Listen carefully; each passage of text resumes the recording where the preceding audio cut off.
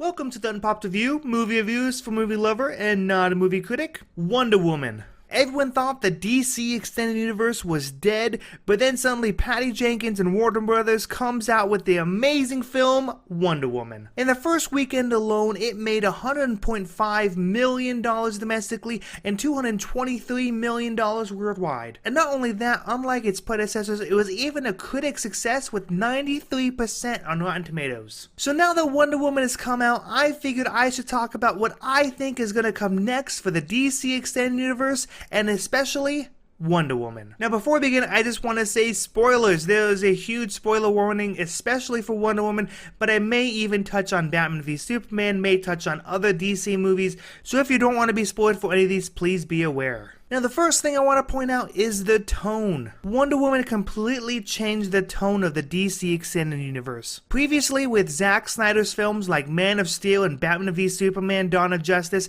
and even David Ayer's film Suicide Squad, the tone was so dour, the colors were so bleak, it was just boring. While they were visually stunning in many aspects, the overall tone was just blah. But Patty Jenkins did something miraculous. She took the DC formula, spun it in her own way, and actually made a good, enjoyable, fun film. Now, I do think a part of that is actually Warner Brothers listening to the fans and trying to change the direction into a much more bright and happy tone. But either way, no matter what, Wonder Woman will go down as history as being the first good DC movie that is loved by almost everyone. So even with Zack Snyder being at the reins as Justice League and being a producer on these other films, I think the tone is going to change, it's going to get better, and things are definitely looking up, and it's all thanks to Wonder Woman. And speaking of Justice League, let's talk about that for just a second. Wonder Woman is over 100 years old, and man does she look good for her age. But what that means is that she is now the most experienced and weathered member of the Justice League. And I've seen some people online saying that she should be the leader of the Justice League, unlike Batman and Superman, which are the traditional members to take the lead. But honestly, I don't think she's going to take a leading role,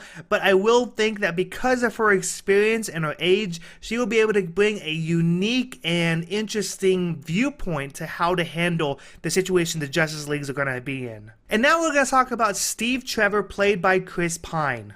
Now, it is entirely possible that they got Chris Pine just for name recognition in order to pump up some of the notoriety of the film, to get people to go see it.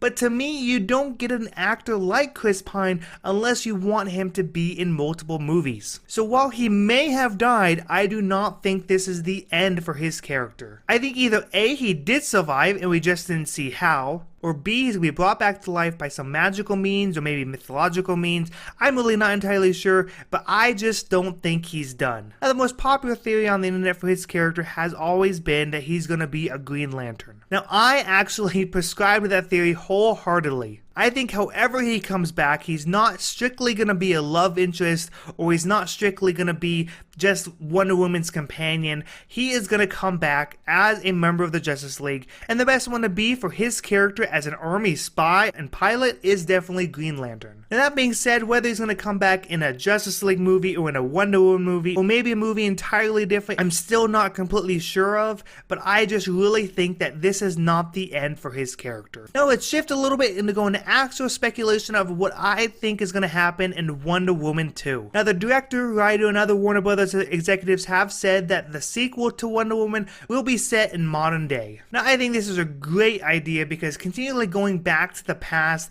in order to see Wonder Woman grow as a character is kind of counterintuitive. But that's only such a tiny part of it. The big question is who is going to be the villain of Wonder Woman 2. Now of course Wonder Woman has some very notable and iconic villains, one of which of course was Ares, and so I think they need to do another notable villain for Wonder Woman 2. And what better villain than Cheetah? Now Cheetah might not be the fans' most popular Wonder Woman villain, but she is a perfect antagonist for her. She is the complete polar opposite of Wonder Woman in every way. And also Cheetah allows for a much smaller personal story. Because Wonder Woman was on such a big scale. It was all of World War I. It was about Ares, the god of war. I think they now need to scale it back and do a much more personal story, talk about who Wonder Woman is, and have her develop as a character, as a person, rather than her trying to stop this great big war. So the multiple directions I think they could take Cheetah, but I think the best direction is actually going to be modeled after DC's Rebirth, which came out in 2016. So essentially, Barbara Ann Minerva was an archaeologist who Wonder Woman was friends with, but after getting lost in an ancient cult tribe, Barbara Ann turns into Cheetah,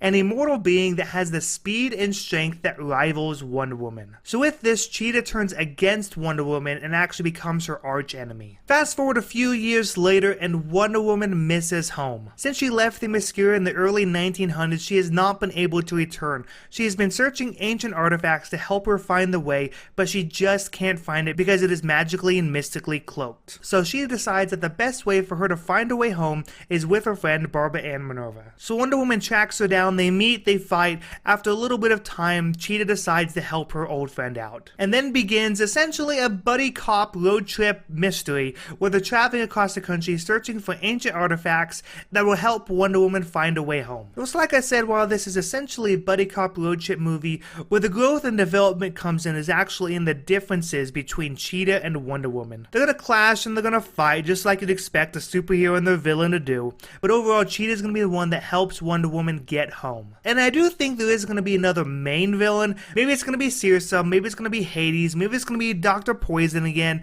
I don't know if it's gonna be the overall villain, but I do think that the main focus is gonna be the relationship between Wonder Woman and Cheetah. That's what I think is gonna happen in the sequel to Wonder Woman. What do you think? Let me know in the comments below. And don't forget to follow me on movieblogger.com, Facebook, Twitter, YouTube, and my comedy podcast in air quotes. And remember to always keep it unpopped.